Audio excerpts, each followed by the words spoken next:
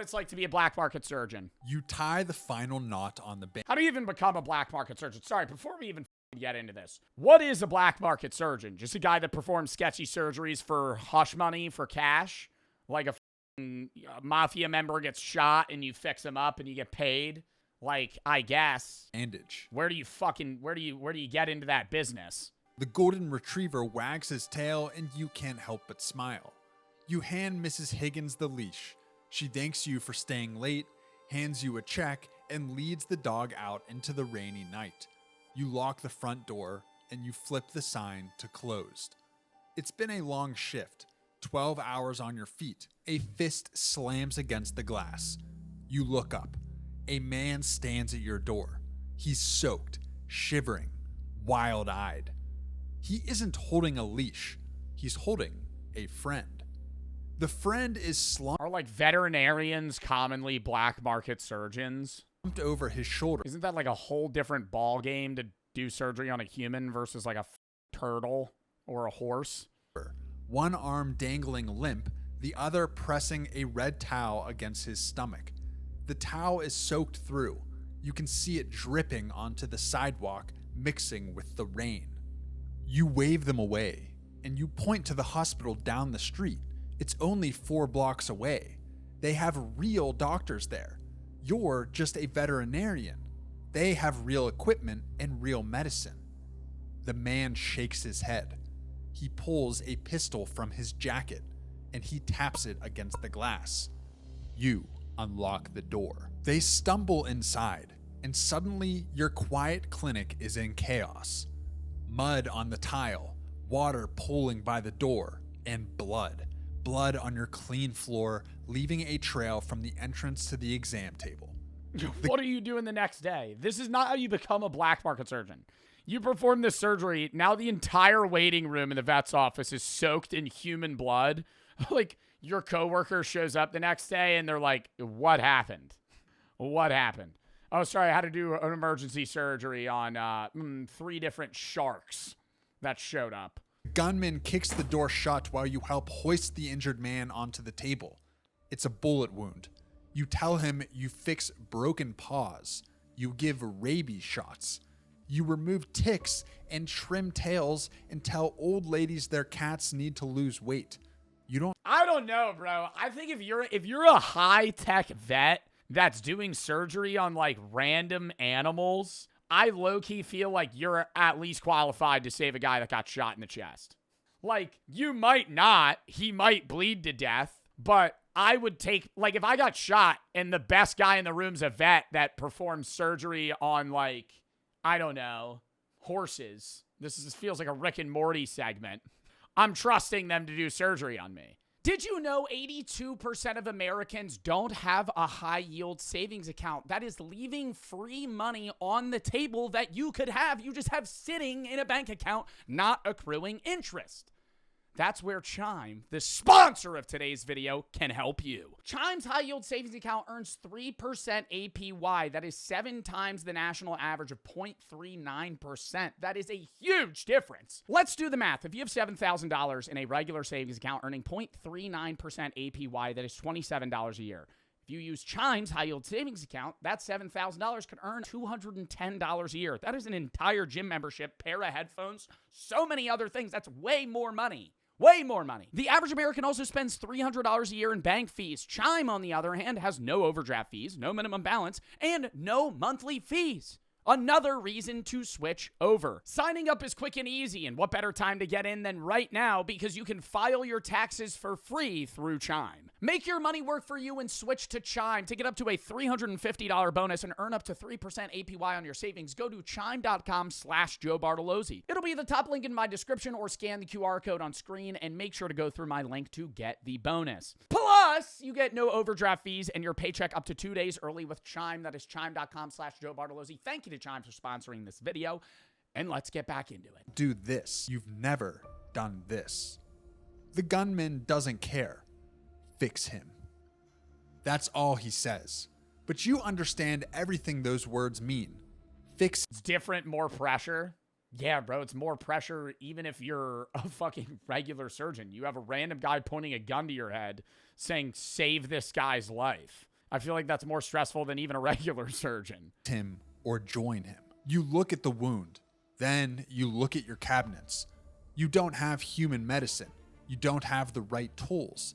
You don't have training You have ketamine. for this, but you have to try. You grab a tranquilizer meant for horses. It's strong enough to drop a 1,000-pound animal in 30 seconds. You do the Let's just give him fucking all of it. math in your head, calculating the dose for a man. You pray you don't stop It's not pre-watch, bro. It's fucking ketamine is horse tranquilizer. his heart. You pray you got the numbers right. You inject the line. The man groans. His eyes roll back. His body goes slack against the table. He's He's dead. under. You have made You've killed him. You gave him too much. maybe 20 minutes before he starts to wake up. You work fast. You clean the wound, you find the damage, and you stitch him up with heavy blue nylon, the same you use on Great Danes and German Shepherds. It will leave a jagged scar. But he is alive. The gunman watches the whole time. He doesn't Dude, speak. Daisy has a crazy scar on her head. Under her fucking they don't care about not leaving a scar on a dog. But Daisy is a crazy dude. She had a tumor on her head when she was like a puppy. We had to get it removed. Bro, they just like pinched her face. Like if you look at Daisy's face straight on, it's like kind of like this, like pinched to the side on one eye because they just removed the tumor, just grabbed the skin, went, cleaned it up. He doesn't move. He just watches. When you tie the final knot, he steps forward. He reaches Gives him how much money? How much money? $10,000. into his jacket and pulls out a thick envelope, then tosses it onto the patient's chest. "Keep your mouth shut," he says. "Buy yourself something nice." He carries the man out the back door. You don't help them. You just stand there, hands shaking, watching them disappear into the alley behind your clinic. The door swings shut. You're alone. Bro, the biggest problem is now the entire facility is covered in human blood.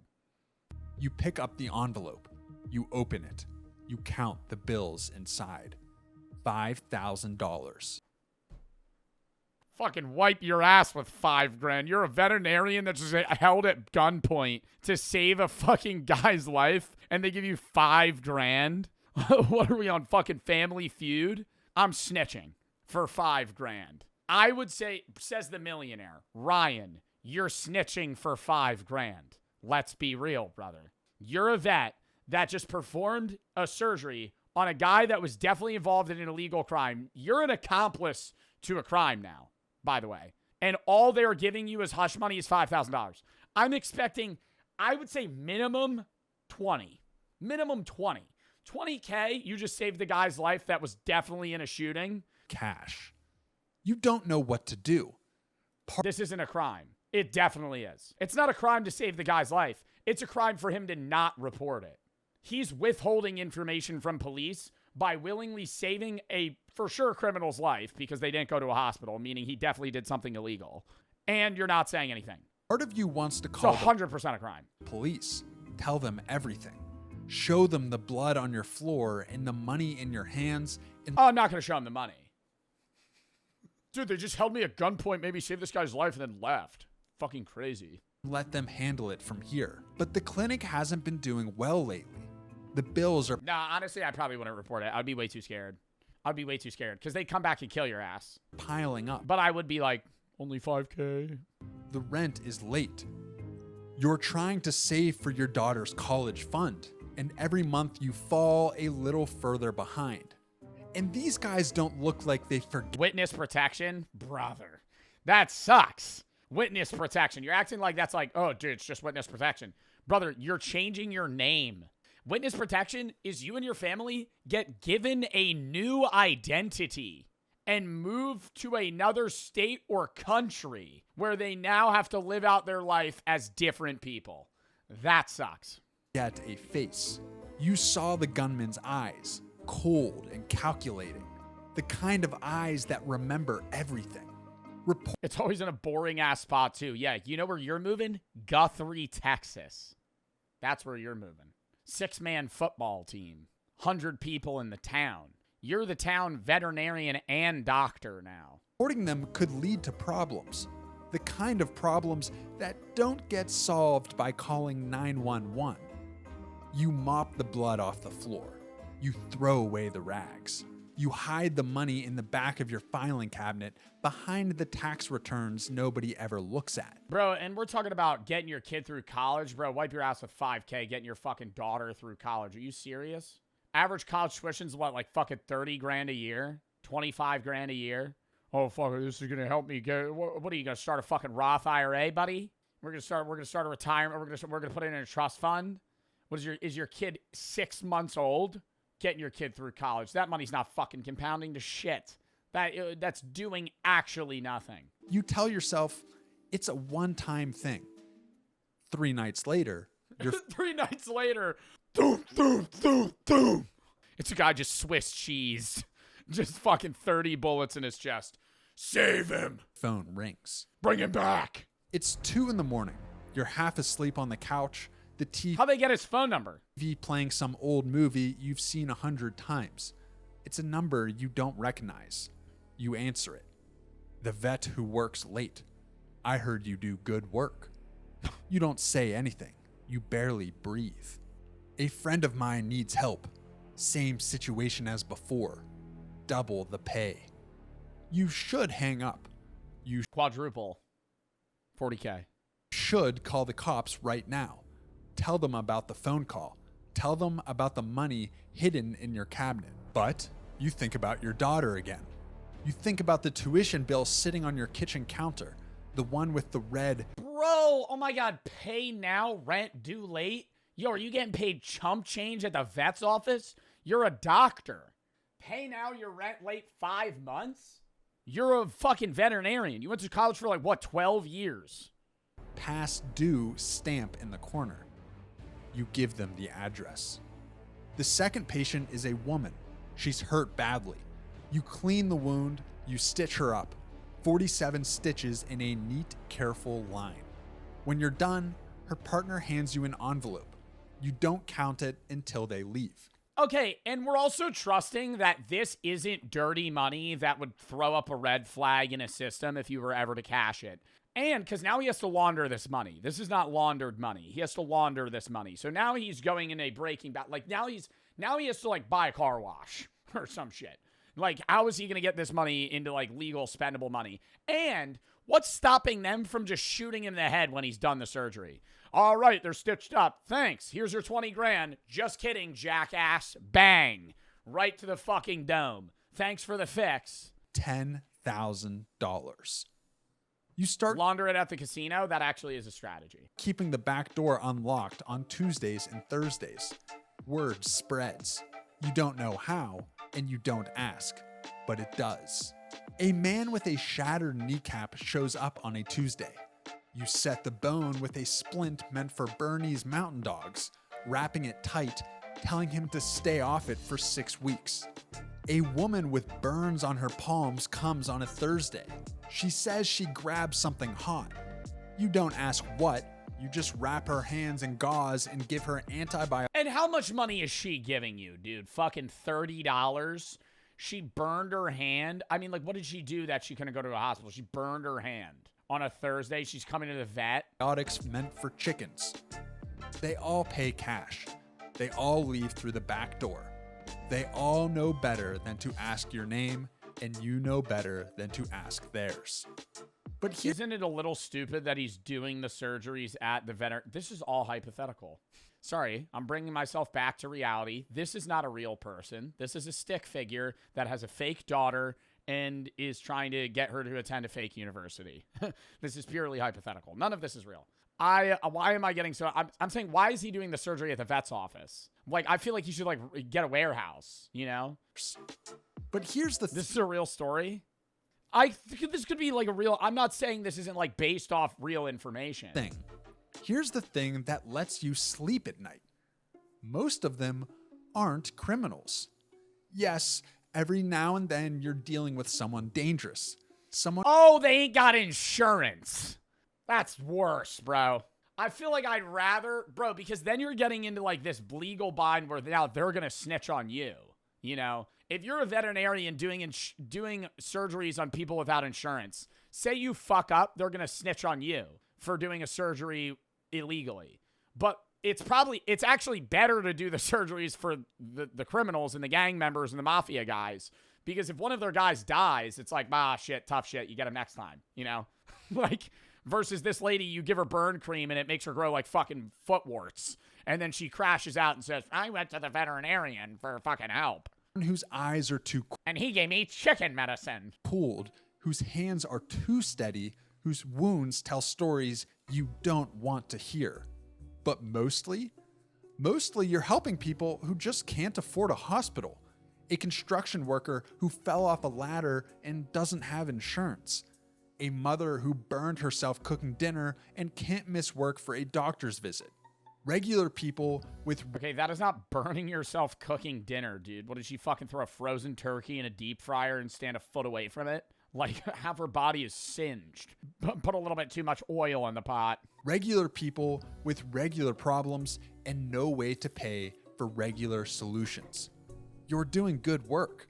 At least, that's what you tell yourself. You buy new equipment for the clinic. Sharper tools, stronger lights. You tell your ex-wife the clinic is finally turning a corner. She doesn't ask questions. She just nods and says she's happy for you. You put a deposit down on your daughter's first semester. 3 months pass. Bro, is she going to fucking, like, Harvard with no scholarship? Fucking put a down payment. Brother, you're doing illegal surgeries. What, put a down payment on the fucking first semester?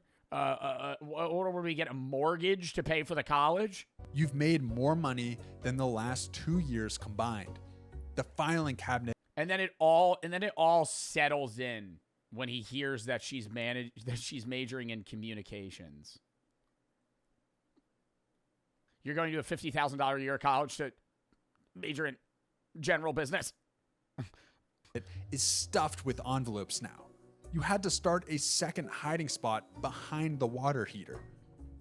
You start to feel good at this. Philosophy, that's too far. That's not funny. Not proud exactly, but capable. Needed. Like you finally found the thing you were meant to do. That's the first mistake. It's a Thursday. You finish with a patient around 2 a.m. Dislocated shoulder. Easy job. Pop it back in. Wrap it tight. For a dislocated shoulder, I saw somebody do that shit themselves on Storage Wars.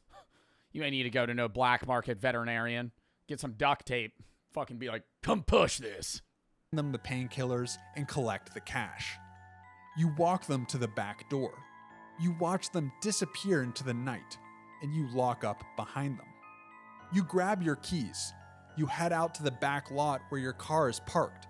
You notice the black van too late. It's parked in the corner of the lot. The side doors slide open. 2 men step out. Big, silent, moving with the kind of purpose that tells you they've done this before. One of them puts a bag over your head. Everything goes dark. They shove you into the van. After a short drive, they pull you out. You hear a door open. It smells like a real hospital. They walk you down a hallway. They push you forward and you stumble into a chair. Someone cuts the zip ties. Your hands are free, but you don't move. The bag comes off. It's just somebody splayed out on the table with like genital herpes. Fix this. Fix this. Oh, it's actually a lifelong well, it's actually a lifelong thing. I mean, you're in a room with glass walls. Beyond the glass, you see medical equipment that looks more expensive than your entire clinic. An operating table in the center with a body on it. A man in a suit stands in front of you. You're the vet, he says. He turns and points. That man needs help. You look at the person on the table. You recognize him. Everyone in this city would. He's the man who owns the ports. He's the man who owns the police. The man who owns everything that moves through this city after dark. The crime lord. He seems very sick. Wait, this is like your Super Bowl, bro. This is your Super Bowl. You save his ass, bro. Now they're set. Now you're, bro, now you gotta fuck. Now you're like the right-hand man, bro. You be making $1 million a year. You shake your head. You tell them you What? I'd be like, okay, yeah, I'll do the surgery. can't do this. You explain that you fix dogs, cats, the occasional Wait, what's wrong with him? wound from someone who can't go to a hospital. But this is different. This is beyond you. The man in the suit doesn't blink. You've kept people alive in the last 3 months, he says.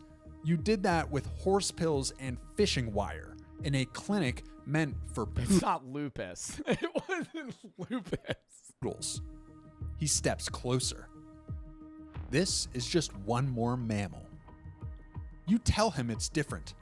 You tell him this man needs a real hospital. Hemorrhoids, I had those. He has severe hemorrhoids. He hasn't pooped in weeks. He's been as constipated as Elvis was 2 weeks before he died. Real surgeon. You need to save him. Someone who went to medical school and did a residency and knows what they're doing. Hospitals ask questions, he says. They file reports. They call authorities. We don't like questions. A guard steps forward. You didn't even notice him before.